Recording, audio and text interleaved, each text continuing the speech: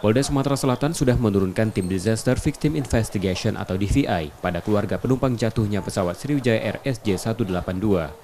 Mereka adalah keluarga dari Rion Yogatama, warga Jalan Kenanga, Kota Lubuk Linggau, dan Indah Halimah Putri, warga Desa Sungai Pinang 2, Ogan Ilir.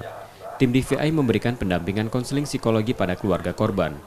Pendampingan dilakukan dengan psikologis first aid atau PFA dan melakukan pendataan keluarga untuk kepentingan identifikasi korban.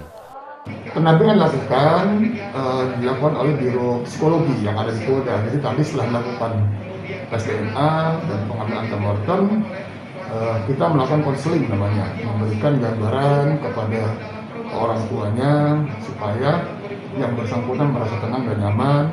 Secara psikologis memang pasti tertekan jiwanya. Inilah tugas daripada konseling, memberikan beberapa masukan, beberapa kegiatan yang bisa membantu keluarganya, terutama ibunya, untuk bisa tabah, kemudian bisa menerima tindakan tersebut.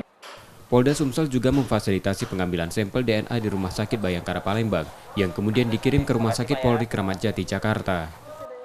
Muklas Differential, Kompas TV, Palembang.